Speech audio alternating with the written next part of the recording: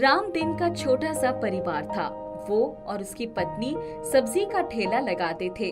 इधर कई महीने से रामदिन को बड़ी खांसी आ रही थी। टेस्ट करवाने के बाद इनको टीबी है, घबराने की कोई बात नहीं है। दवा और अच्छी खुराक से ठीक हो जाएगा। मेहनत का काम नहीं करना। डॉक्टर साहब, कितना समय लगेगा ठीक होने में? कम से कम 3 महीने। शकुंतला ने रामदिन को आराम करने को कहा और खुद ही सब्जियां बेचने लगी। सारे दिन सब्जियां बेचती, सुबह शाम घर का काम करती। 2 महीने बीत गए थे। दवा से कोई फायदा नजर नहीं आ रहा था। अच्छी खुराक तो जुटा ही नहीं पाती थी। एक बार 3 दिन से लगातार बरसात हो रही थी। आकाश काले मेघों से भरा था। बादलों की उमड़ घुमड़ जारी थी। कहीं जोर से बिजली कड़कती तो वो जाकर चादर से मुंह ढककर लेट जाती। उसे बिजली कड़कने से बहुत डर लग रहा था। बच्चे अभी स्कूल से नहीं आए थे। रामदिन को खांसी आई जा रही थी। जरा पानी गर्म करके दे दो।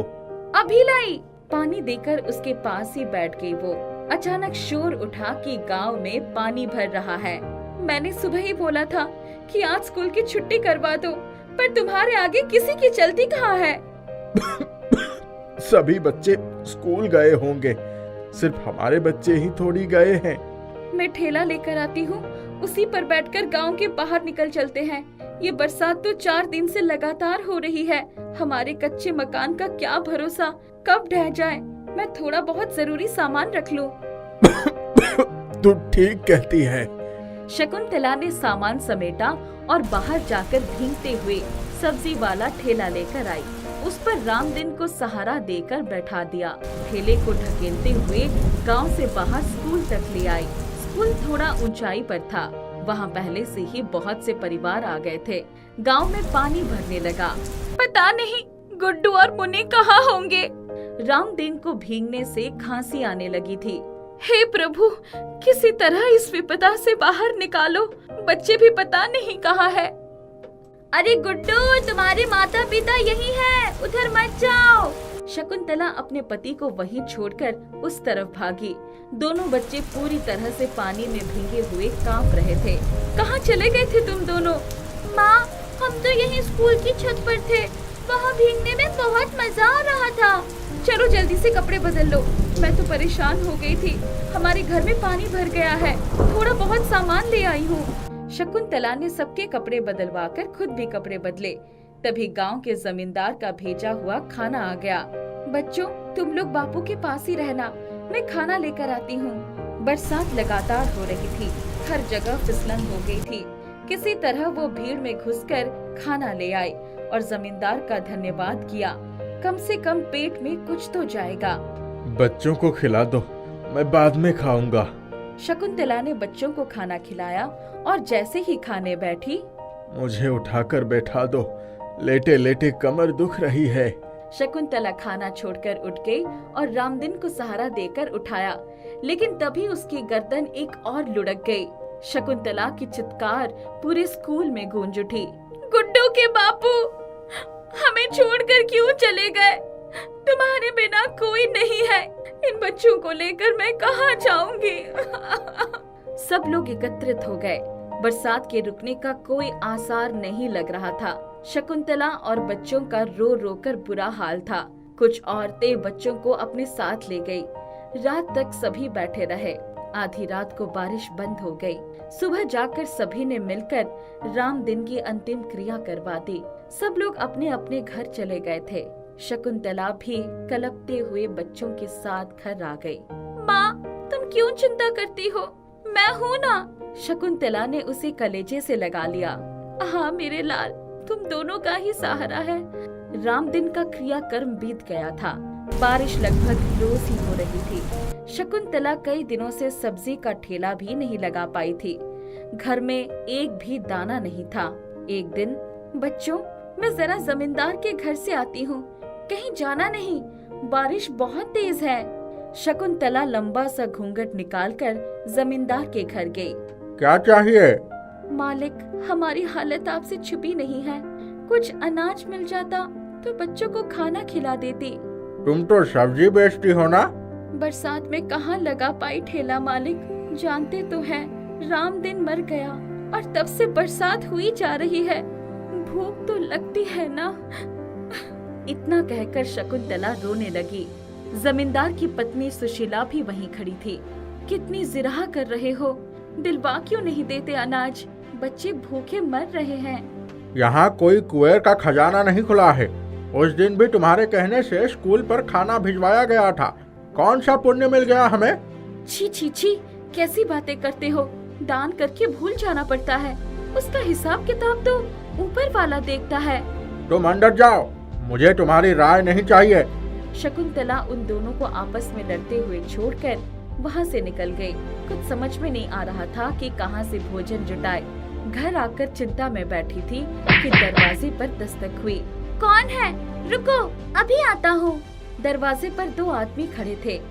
बच्चा, अपनी अम्मा को बुला लाओ। क्या हुआ भैया? जमींदार की पत्नी ने सामान भिजवाया है। शकुंतला की आंखों से झरझर आंसू बहने लगे। उसने बोरी रखवा लिया। मालकिन से कहना, मैं इस एहसान का बदला कभी नहीं भूलूंगी। जब उसने बोरी खोली तो उसमें चावल, दाल, आटा, तेल, मसाले सब कुछ था। उसने तुरंत खाना बनाकर बच्चों को खिला दिया और खुद भी खाया। आज कितने दिनों बाद सबका पेट भरा था, पर अनाज धीरे धीरे खत्म हो गया। अब तो मुझे कुछ काम करना ही होगा। सब्जी का काम अकेले नहीं हो पाएगा। दूसरे दिन वो गांव में काम ढूंढने गई तो उसे धान की रोपाई का काम मिल गया। बरसात में भीग भीग कर वो खेतों में रोपाई करने लगी। किसी तरह मजदूरी मिल जाती तो पेट भर खाना मिल जाता। एक दिन, माँ, स्कूल में सब बच्चे कहते हैं कि हम बहुत गरीब हैं। क्या हम सचमुच बहुत गरीब हैं?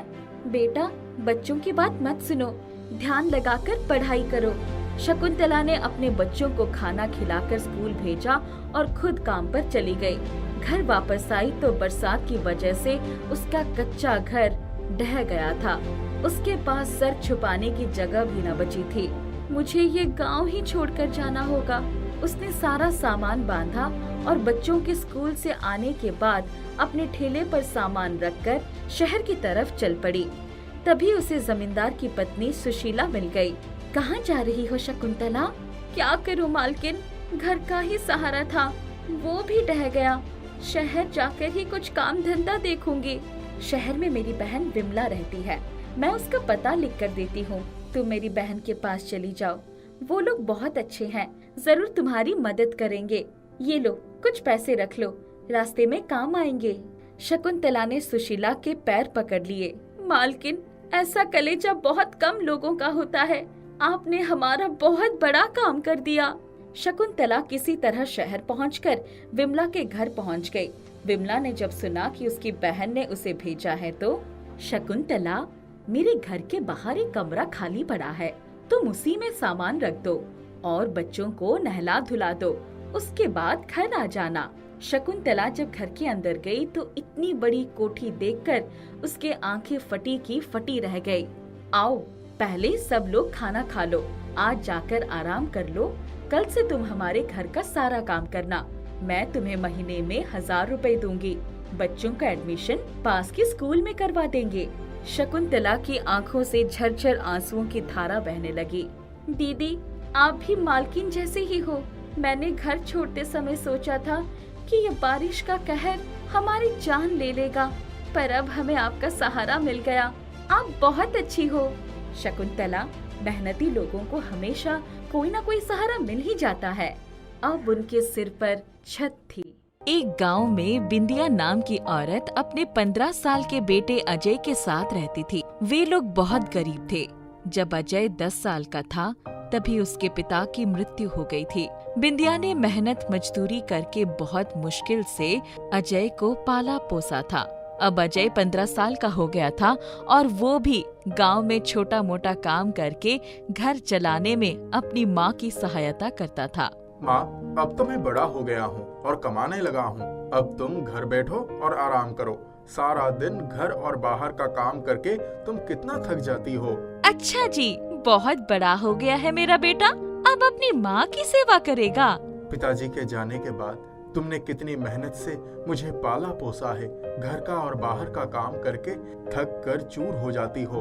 अब से बाहर का काम मैं करूँगा और तुम केवल घर का काम संभालना। बिंदिया को भी अजय की बात सही लगी और उसने घर पर ही रहना उचित समझा। अजय सुबह सुबह काम पर निकल जाता और शाम को थका हारा घर आता। अजय गांव की ही एक छोटी सी दुकान पर सहायक का काम करता था। एक दिन उस दुकान में चोरी हो जाती है, जिसका इल्जाम अजय पर आ जाता है। देख लड़के, चुपचाप मेरे पैसे वापस दे, नहीं तो मैं तुझे पंचायत में ले जाऊंगा और तुझे कड़ी से कड़ी सजा दिलवाऊंगा। मालिक, मैं सच कह रहा हूँ, मैंने चोरी नहीं की है। दुकान का मालिक पंचायत में शिकायत लेकर जाता है, जिसके बाद पंचों के फैसले से अजय और उसकी माँ को गांव से बाहर निकाल दिया जाता है। अजय और उसकी माँ गांव से बाहर बहने वाली नदी के किनारे अपनी एक झोपड़ी बनाकर रहने लगते हैं। माँ, अब हम क्या करेंगे? गांव वाले तो मुझे गांव में घूमने भी नहीं देंगे। अब मैं काम कैसे करूँगा और पैसे कहाँ से लाऊंगा? यदि पैसे नहीं आए तो घर का सामान कहाँ से आएगा? तू चिंता मत कर बेटा, भगवान ने हमारे लिए जरूर कुछ न कुछ सोचा होगा, जिसका रास्ता हमें जल्दी ही मिलेगा। घर में केवल एक दिन का ही राशन बचा था। अजय को बहुत चिंता हो रही थी कि वो क्या काम करेगा और पैसे कैसे कमाएगा। रात को जब वे माँ बेटा खाना खाने बैठते हैं, तभी दरवाजे पर कुछ दस्तक होती है। अरे, इस समय कौन आया होगा? हमारे यहाँ तो वैसे ही कोई नहीं आता जाता, तो आज इस समय कौन आ गया? तू खाना खा, मैं देख कर आती हूँ। बिंदिया जैसे ही दरवाजा खोलती है, सामने एक साधु को खड़ा पाती है, जो पूरी तरह भीगे हुए थे। बेटी, मैं बहुत दूर से आया हूँ। रात में रास्ता भटक गया और मेरा पैर एक पत्थर से टकरा गया, जिसके कारण मैं नदी में जाकर गिर गया। पूरी तरह से भीग गया हूँ। बाहर कुछ ठंड है, तो क्या मैं कुछ देर के लिए यहाँ विश्राम कर सकता हूँ? हाँ हाँ महाराज, आइए, आप निश्चिंत होकर यहाँ बैठिए। महाराज, आप ये कपड़े बदल लीजिए, नहीं तो आपको ठंड लग जाएगी। धन्यवाद बेटा। साधु कपड़े बदल लेते हैं। बेटी, बहुत भूख लगी है, क्या कुछ खाने को मिलेगा? हाँ हाँ महाराज, क्यों नहीं, आप बैठिए, मैं अभी आपके लिए भोजन परोसती हूँ। बिंदिया साधु के लिए खाना परोस रही थी तो साधु की नजर खाली बर्तनों पर जाती है। साधु घर की दशा जान चुके थे। बेटी, एक काम करो, मुझे केवल एक गिलास पानी दे दो। अचानक सर बहुत भारी भारी लगने लगा है। मैं पानी पीकर यहीं कोने में आराम कर लूंगा। आप हमारे मेहमान हैं और मेहमान को कोने में पड़े रहने देना हमें शोभा नहीं देता। इसलिए महाराज, आप यहाँ बिस्तर पर सो जाइए, हम माँ बेटा इस कोने में सो जाएंगे। रात बीत जाती है और सुबह एक नई किरण लेकर आती है। बिंदिया के घर में आज अन्न का एक दाना भी नहीं बचा था। बेटा, घर में मेहमान आए हैं, मेहमान को यूं खाली पेट विदा करना हमें शोभा नहीं देता। तू एक काम कर, गांव के बनिए की दुकान से कुछ राशन उधार ले आ। तुम कैसी बातें कर रही हो माँ? तुम्हें तो पता है हमें गांव से निकाल दिया गया है, और ऐसे में हमें कौन राशन का सामान देगा और हमारी सहायता करेगा? साधु दोनों माँ बेटे की सारी बातें सुन लेते हैं। बेटी, तुम्हारा दिल बहुत साफ है और तुम बहुत दयालु हो। तुम लोगों ने जिस प्रकार मेरी सेवा की है, उससे बहुत प्रसन्न हूँ मैं, और तुम्हें इनाम के रूप में कुछ देना चाहता हूँ। साधु बिंदिया को एक बेलन देते हैं। ये बेलन मेरे किस काम का भला? घर में तो अन्न का एक दाना भी नहीं है, तो इस बेलन को लेकर मैं क्या करूँगी? बेटी, ये बेलन कोई मामूली बेलन नहीं है। ये एक जादुई बेलन है, जिसकी जादुई शक्ति से तुम कुछ भी प्राप्त कर सकती हो।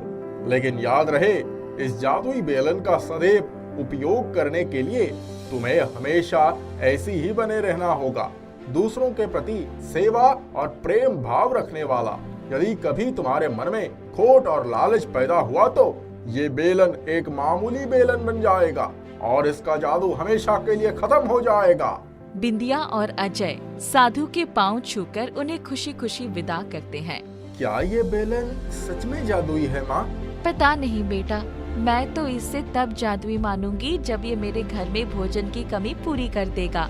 बिंदिया के ऐसे कहते ही उसकी झोपड़ी विभिन्न प्रकार के स्वादिष्ट पकवानों से महक उठती है।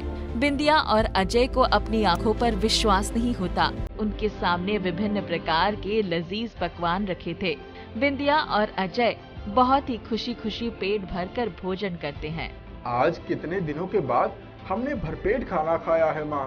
हाँ बेटा, तू बिल्कुल सही कह रहा है। हे जादुई बेलन, मुझे और मेरी माँ को सुंदर सुंदर कपड़े दे दो। अजय के ऐसा कहते ही अजय और उसकी माँ के फटे पुराने कपड़े सुंदर और कीमती कपड़ों में बदल जाते हैं। अजय और बिंदिया ये सब देखकर बहुत खुश होते हैं। जादुई बेलन, हमारे इस टूटे फूटे घर को भी एक आलीशान महल में बदल दो। अजय के ऐसा कहते ही उनकी टूटी फूटी झोपड़ी की जगह एक आलीशान महल खड़ा हो जाता है। बिंदिया और अजय उस आलीशान महल के मालिक बन जाते हैं। उनके पास पैसों की कोई कमी नहीं रहती। एक दिन अजय गांव में उसी दुकान पर राशन लेने जाता है जहां से उसे चोरी करने का इल्जाम लगाकर निकाला गया था। अजय दुकान के सामने बड़ी सी गाड़ी उतारता है। दुकानदार इतनी बड़ी गाड़ी देखकर हक्का बक्का रह जाता है और जब वो गाड़ी से अजय को सूट बूट पहने उतरता देखता है तो उसे अपनी आंखों पर विश्वास नहीं होता। साहब, क्या चाहिए? अरे मालिक, ये आप कैसी बातें कर रहे हैं? मेरे लिए तो आप आज भी मेरे मालिक हैं। आप मेरे सामने हाथ मत जोड़िए।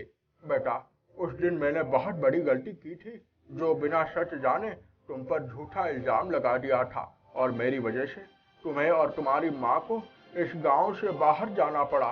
सच में बहुत गलत किया मैंने तुम लोगों के साथ। कुछ दिन बाद मुझे पता चला कि मेरी दुकान पर चोरी तुमने नहीं बल्कि मेरे ही छोटे भाई ने की थी। मैं तुमसे माफी मांगने आया था, लेकिन तुम लोगों का कुछ अतापता नहीं था। मुझे माफ कर दो बेटा। साहब, आप मुझसे यूं माफी ना मांगिए। मैं पिछले बातों को भूल चुका हूँ। आप भी भूल जाइए। कैसे भूल जाऊं बेटा? अपनी उस गलती के लिए आज तक सजा भुगत रहा हूँ। मैंने तुम पर झूठा इल्जाम लगाया था, इसका फल मुझे भगवान से मिल गया। ये देखो, जिस हाथ से मैंने तुम्हें और तुम्हारी माँ को धक्के देकर गांव से निकलवाया था, भगवान ने वो हाथ मुझसे छीन लिया। मेरा ये हाथ हमेशा के लिए लकवे के कारण बेकार हो गया है। अजय को दुकानदार की ये हालत देखकर बहुत दया आती है। उसे याद आता है कि वो बेलन की सहायता से दुकानदार के हाथ को शायद ठीक कर सकता है। अजय उसे अगले दिन वापस आने का कहकर वहाँ से चला जाता है। हे जादुई बेलन, मेरी मदद कर और मुझे ऐसी दवा दे जिससे कि मैं किसी का लकवे के कारण खराब हुई हाथ को ठीक कर सकता हूँ। अजय के ऐसे कहते ही वहाँ एक चमत्कारी मलहम आ जाता है। अजय वो मलहम दुकानदार के पास ले जाता है और उसके हाथ पर लगा देता है और देखते ही देखते दुकानदार के हाथ में जान आ जाती है और वो पहले की तरह ही काम करने लगता है। मैंने तुम्हारे साथ कितना गलत किया, फिर भी तुमने मेरी सहायता की। तुम सच में बहुत ही नेक दिल लड़के हो। भगवान तुम्हें हमेशा खुश रखे। अजय खुशी खुशी घर वापस आ जाता है। अब बिंदिया और अजय इसी प्रकार जादुई बेलन की सहायता से गांव के लोगों की मदद करने लगते हैं। दोनों साधु की बात को हमेशा याद रखते हैं और जादुई बेलन का उपयोग दूसरों की सहायता के लिए करते हैं। गांव वाले बिंदिया और अजय को बहुत ही प्यार और सम्मान देते हैं। नन्हा विशाल कुदाल लेकर अपने घर के पास के खेत में पहुंच गया। उसने कुदाल चलाना शुरू कर दिया और कुछ ही देर में थक गया। उसकी माँ सरिता आ गई। बेटा विशाल, अभी तुम बहुत छोटे हो, कुदाल को मत चलाओ। माँ, अब तो आसपास सभी लोगों ने अपने खेतों में बीज बो दिए हैं। हमारे पास ये छोटा सा खेत है और ये भी खाली है।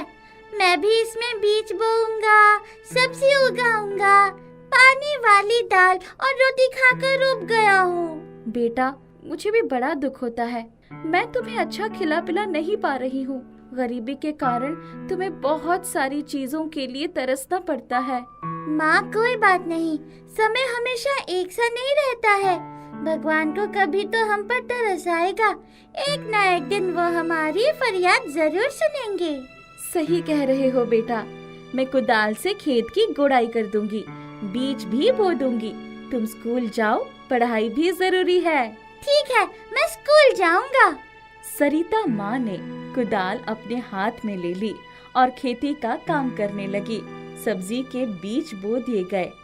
एक दिन सवेरे विशाल ने देखा उसके खेत में 2 मोर के बच्चे कुछ चुग रहे थे।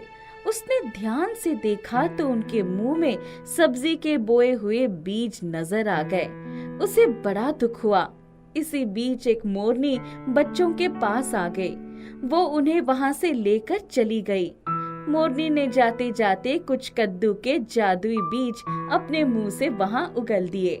उसके बाद गांव का एक निवासी झापा वहां आ गया। उसने खेत में देखा तो कुछ सुनहरी चीज चमक रही थी।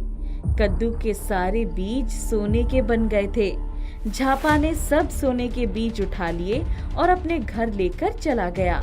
कुछ ही देर में मोरनी के बच्चे फिर से खेत में आ गए। झापा भी आ गया और उसने जाल डाल दी और दोनों मोर के बच्चों को फंसा दिया। विशाल ने फंसे हुए बच्चों को देखा तो उसे ज्यादा तकलीफ हो गई। माँ सरिता भी वहाँ पहुँच गई। माँ देखो, झापा काका ने मोर के दोनों बच्चों को फंसा लिया है। वे बेचारे कितने परेशान हो रहे हैं।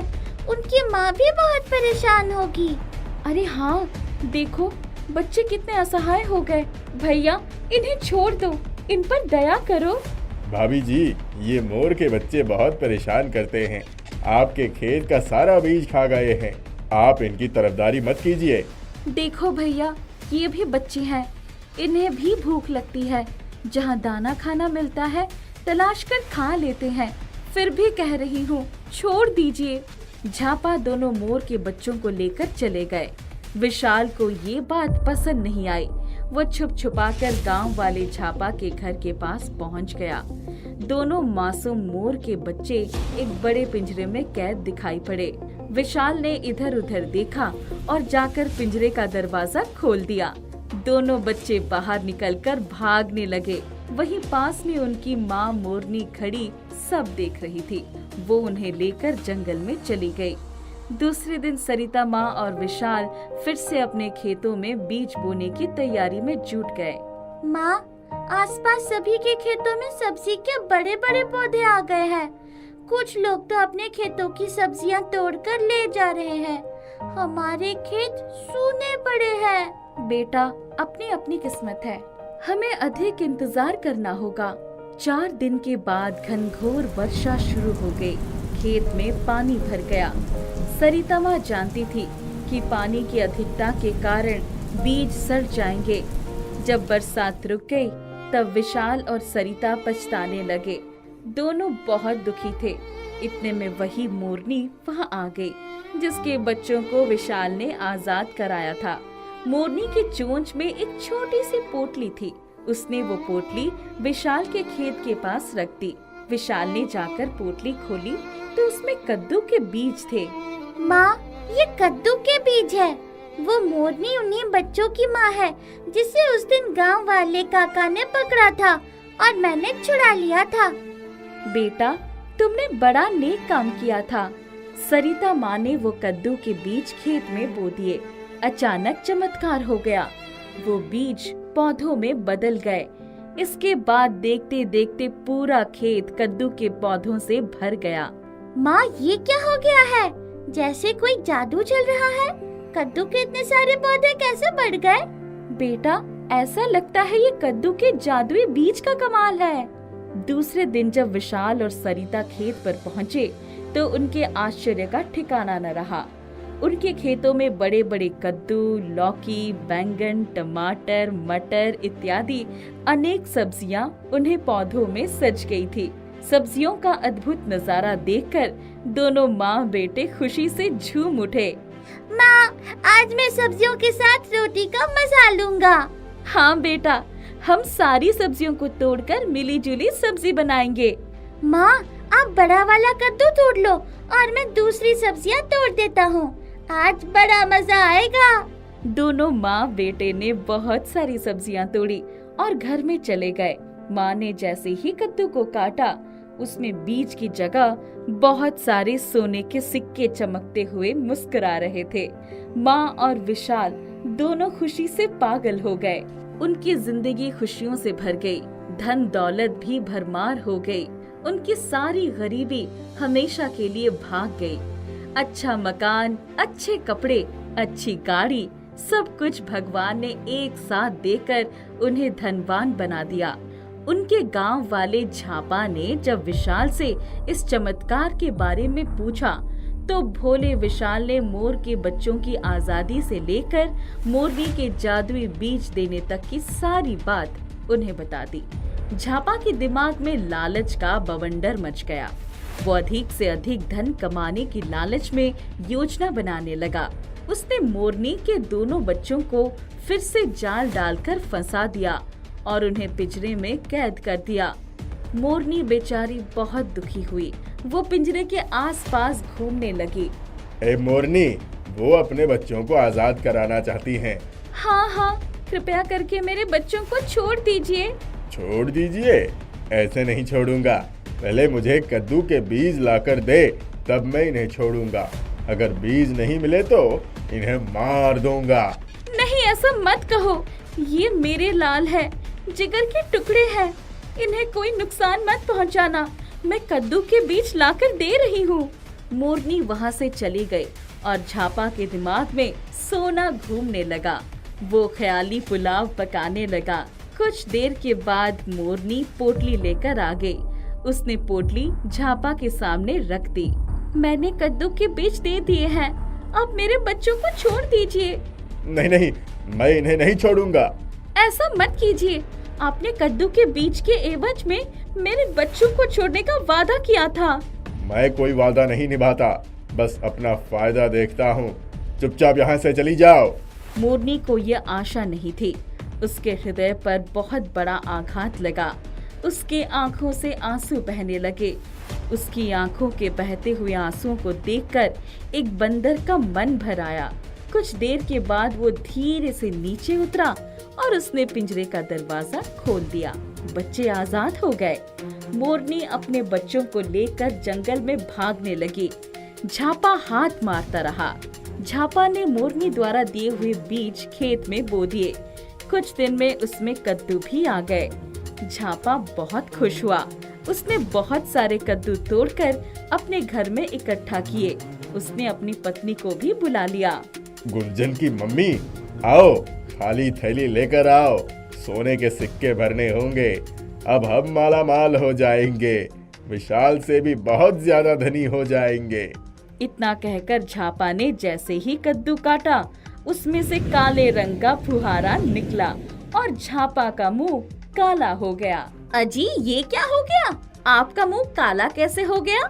खिड़की के बाहर से बंदर ने आवाज दी। जैसी करनी वैसी भरनी। जिसने की नेकी उसका है बोलबाला। लालची और बेईमान का मुंह हुआ काला। एक गांव में अनमोल नाम का एक नौजवान रहता था। वो अनाथ और अकेला था। उस दिन सुबह से उसने कुछ भी नहीं खाया था। कई दिनों से बीमार होने के कारण वो कुछ काम भी नहीं कर पाया था। इसलिए उसके पास ना तो पैसे थे और ना ही घर में अनाज का एक दाना था। उसने कुछ लोगों से उधार पैसे लिए थे। वे सब खर्च हो गए थे। वो सेठ चंदूलाल के यहाँ पहुँच गया। सेठ जी नमस्ते, मुझे कुछ रुपयों की जरूरत है, कमा कर लौटा दूंगा। अनमोल, अब तक तूने बहुत सारे लोगों से कर्ज ले लिया है। उसे चुकता करने में तुझे नानी याद आ जाएगी। तेरी कमाई भी कहाँ बहुत ज्यादा है जो तू चुकता कर देगा। साफ बात है, मैं तुझे रुपया नहीं दे पाऊंगा। सेठ जी, मैं आधे पेट खाऊंगा, लेकिन पहले कर्ज के रुपए लौटाऊंगा। मैंने आज तक किसी के साथ धोखा नहीं किया। मैं कहाँ कह रहा हूँ तू धोखा दे रहा है। सवाल ये है, तू किसके किसके रुपए लौटाएगा। अब यहाँ से जा, मेरी खोटी मत कर। अनमोल चंदूलाल की आदत जानता था, इसलिए वो चुपचाप वहाँ से आगे बढ़ गया। उसने गांव के कई लोगों से उधार ले रखा था, इसलिए उनसे दोबारा मांगने की उसकी हिम्मत नहीं हो रही थी। वो जंगल की तरफ निकल गया। उसका ध्यान एक अकेले आम के पेड़ के ऊपर चला गया। वो थक गया था और दुखी होकर उसी पेड़ के नीचे बैठ गया। अचानक पेड़ से आवाज आई। अनमोल, बहुत परेशान दिख रहे हो। गरीब आदमी अपनी किस्मत में परेशानी लिखकर ही पैदा होता है।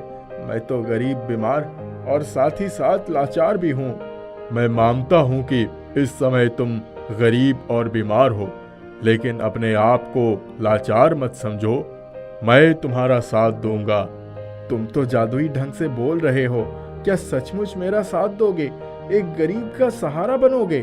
बार बार अपने को गरीब मत कहो, तुम दिल के बहुत अमीर हो। आज मैं तुम्हारे कारण ही यहाँ पर खड़ा हूँ। मेरे कारण? हाँ, कई साल पहले महर्षि रामेश्वरानंद जी ने सत्यनारायण की पूजा के प्रसाद का एक आम खाया और उसकी गुठली कुटिया के पास रख दी। वो गुठली एक छोटा पौधा बन गई। वो जगह पौधा के लिए सुरक्षित नहीं था। किसी जानवर ने पैर रखकर उसे कुचल दिया था। एक बच्चा वहां पर आया और उसने उस पौधे को ले जाकर दूसरी सुरक्षित जगह पर लगा दिया। देखते देखते कुछ वर्षों में वो पौधा से बड़ा पेड़ बन गया और फल देने लगा। वो पेड़ मैं हूँ और वो बच्चा जिसने मुझे जीवन दान दिया था वो तुम हो। हाँ हाँ, मुझे याद आ गया। मेरे बाबूजी हमेशा मुझे समझाया करते थे कि किसी भी चीज की सुरक्षा करो, सबकी सहायता करो। जो भी अच्छा काम किया जाता है वो पुण्य के खाते में पहुंच जाता है। पुण्य में बड़ी शक्ति होती है। महर्षि के आशीर्वाद से मेरे अंदर कुछ शक्तियां आ गई। वैसे भी छाया देना, फल देना, लकड़ियां देना वृक्ष का स्वभाव होता है। अरे, बातें तो होती रहेगी, लेकिन पहले अनमोल राजा की भूख मिटाना चाहता हूँ। ये लो, अब खाने के लिए तैयारी कर लो। कई रसीले आम पेड़ पर से नीचे आ गए और सभी इकट्ठा होकर एक थाली में समा गए। देखते ही देखते कुछ आम रोटी बन गए, कुछ दाल, कुछ भात, कुछ सब्जी, कुछ आम रस इत्यादि बन गए। पूरी थाली सभी व्यंजनों से सज गई। अनमोल प्रसन्न से भोजन ग्रहण करने लगा। तुम तो बड़े जादूगर निकले। मेरा पेट भरने के लिए सारे व्यंजन थाली में परोस दिए। अनमोल भाई, आम तो तुम्हें खिला ही सकता हूँ, लेकिन जब भोजन की बात आती तो भोजन भोजन की तरह होना चाहिए। रोटी, दाल, भात, चावल, सब्जी, चटनी, अचार सब कुछ होना चाहिए। खाओ प्रेम से। मजा आ गया। आज घर में एक भी दाना नहीं था, लेकिन तुम्हारी तरफ से प्यारी दावत मिल गई। नसीब खुल गया। अरे, ये मेरे शरीर में हलचल कैसी हो रही है? मेरी तबीयत ठीक हो रही है। सारा दर्द रफू चक्कर हो रहा है। कमाल है भाई, तुम्हारे भोजन में औषधि का चमत्कार है। जादुई आम के पेड़ के चेहरे पर मुस्कुराहट थिरकने लगी। उसकी जादुई प्रभाव का असर अनमोल पर हो रहा था। अनमोल राजा, मैं तो वर्षों से तुम्हारा इंतजार कर रहा था। इतने सालों तक तुम्हारा जो साथ ना मिल सका था वो अब सूद के साथ वसूल करूंगा। अब तो तुम्हें मुझसे मिलना पड़ेगा। हाँ हाँ, क्यों नहीं, मैं रोज तुमसे मिलूंगा। मीठे मीठे आम भी खाऊंगा, खाना भी खा लूंगा, तुम्हारी डाल पर बैठकर झूला भी झूलूंगा। अनमोल बहुत समय तक जादुई पेड़ के साथ बातें करता रहा। धीरे धीरे शाम हो गई। उसे न चाहकर भी विदा होना पड़ा। पेड़ भाई, अब शाम हो गई है। जी तो नहीं चाहता, लेकिन जाना पड़ेगा। कल फिर मिलने आऊंगा। ठीक है, जा रहे हो तो तुम्हें खाली हाथ नहीं भेजूंगा। अच्छे अच्छे रसीले आम दे रहा हूँ। मेरे आम तुम्हारे बड़े काम आएंगे। आम के पेड़ से बहुत सारे रसीले आम नीचे आ गए। अनमोल ने उन सभी आमों को एक बड़े झोले में भर लिया और अपने दोस्त आम के जादुई पेड़ से विदा लेकर घर की ओर चल पड़ा। घर पहुंचने के बाद उसने आम को एक बड़ी टोकरी में रख दिया। अचानक उसमें से प्रकाश निकला और वो उन्हें देखने लगा। अरे, ये क्या चमत्कार है? आम सोने के बन रहे हैं। अरे बाप रे, ये कैसे हो रहा है? इतना सोना, सोने के आम। मेरी तो दुनिया ही बदल गई। हे भगवान, मैं नाचूं या गाऊं, समझ में नहीं आता कैसे खुशियां मनाऊं। अनमोल ने अपने सारे कर्जे के रुपए लोगों को वापस कर दिए। अपने घर को सुंदर व्यवस्थित बना दिया। अनमोल का भी होलिया बदल गया।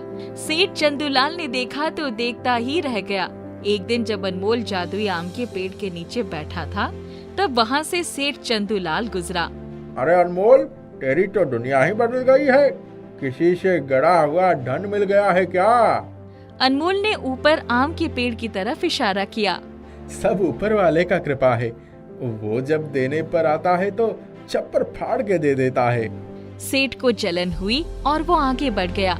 अनमोल पेड़ से बातें करने लगा। अनमोल के हाथ में एक आम था जिसने सुनहरा रूप ले लिया था। इतने में एक जादूगर वहाँ पहुँच गया। उसने अनमोल के हाथ में सोने का आम देखा तो उसका माथा ठनक गया। वो जान गया कि वो जादुई पेड़ का ही कमाल है। शाम हुई और अनमोल ने विदाई ले ली, लेकिन जादूगर दूर से आम के पेड़ को देखता रहा। अनमोल के जाने के बाद वो आम के पेड़ के पास आ गया। आम के पेड़, मैं जानता हूँ तुमने ही उस आदमी को सोने के आम दिए हैं। अब मुझे भी बहुत सारे सोने के आम चाहिए। मैं तुम्हें सोने के आम नहीं दूंगा, तुम उसके काबिल नहीं हो। अगर तुम मुझे सोने के आम नहीं दोगे तो मैं जादू से तुम्हें बर्बाद कर दूंगा। तुम जो चाहो कर लो, लेकिन मैं तुम्हें सोना नहीं दे सकता। जादूगर ने जादू चलाया और जादुई पेड़ सूखने लगा। तुम मेरी जादुई शक्तियों को नहीं जानते। अब भी समय है, मेरी बात मान लो वरना तुम्हारा वजूद मिट जाएगा। जादुई पेड़ ने जादूगर की बात नहीं मानी और जादूगर ने उसे सुखाना शुरू कर दिया। जादुई पेड़ की स्थिति बहुत खराब हो गई। दूसरे दिन जब अनमोल वहां पहुंचा और उसने जादुई पेड़ की उस स्थिति को देखा तो उसकी आंखों में आंसू आ गया। मेरे दोस्त, ये क्या हुआ? तुम्हारी ये स्थिति कैसे हो गई? मुझे बताओ। मैं उस आदमी का वो हाल करूंगा कि वो जिंदगी में दोबारा ऐसा करने के लिए सोचेगा भी नहीं। मेरे दोस्त, एक जादूगर ने मुझ पर जादू कर दिया है। अब मेरी अंत समय आ गया है। मुझे तुम्हारा साथ मिला, इस बात की बड़ी खुशी है। यदि तुम्हें कभी महर्षि रामेश्वरानंद जी मिले तो उन्हें मेरे इस हालत के बारे में बताना, वरना उन्हें बड़ा दुख होगा। मेरा तुम्हारा इतने दिन का ही साथ था। मेरे दोस्त, मेरे जीते जी तुम्हारा अंत नहीं हो सकता। मैं तुम्हें पहले की तरह बना दूंगा। मैं जा रहा हूँ, जल्द ही मिलूंगा। अनमोल ने मंदिर में जाकर भगवान की प्रार्थना की और जब वहां से लौटने लगा तो सामने से एक महर्षि आते हुए दिखाई पड़े। अनमोल को जानकारी मिली कि वही महर्षि रामेश्वरानंद जी है। उसने उन्हें चरण छूकर प्रणाम किया, उन्हें जादुई आम के बारे में सब कुछ बताया तो वो अनमोल के साथ चल पड़े। महर्षि ने जब जादुई आम के पेड़ की हालत देखी तो वो बहुत दुखी हुए। उन्होंने अपने कमंडल से जल निकालकर मंत्र पढ़कर पेड़ के ऊपर छिड़क दिया। चमत्कार हो गया। जादुई पेड़ पहले की ही तरह हरा भरा हो गया। महर्षि, आपकी बहुत बड़ी कृपा हो गई जो मुझे पुनर्जन्म मिल गया। इस नौजवान को धन्यवाद दो। इसने मुझे तुम्हारे बारे में बताया और मैं यहाँ तक चला आया। हे गुरुवर, बचपन में इसी अनमोल ने मुझे जीवन दान दिया था और आज फिर से आपके माध्यम से बचा लिया। गुरुवर, अब तो मेरे इस पेड़ मित्र पर किसी जादू का असर नहीं होगा ना? कदापि नहीं। अब उस जादूगर का जादू ही समाप्त हो जाएगा। इसी बीच जादूगर वहां के पहुंच गया और उसने पेड़ की स्थिति देखी तो चौंक गया। उसने जादू चलाना चाहा लेकिन नाकाम हो गया। इतने में 3-4 आम आकर उसके सर, मुंह और नाक पर लगे और वो जमीन पर धराशायी हो गया। जादूगर, तेरा जादू तेल लेने चला गया। अब अगर दोबारा यहाँ दिखाई पड़ा तो जिंदा नहीं बच पाएगा। अरे नहीं नहीं, अब मैं नहीं आऊंगा। मैं तो क्या, मेरी आगे आने वाली 7 पुश्ते भी नहीं आएंगे। महर्षि के आशीर्वाद से जादुई पेड़ और अनमोल की मित्रता अटूट हो गई।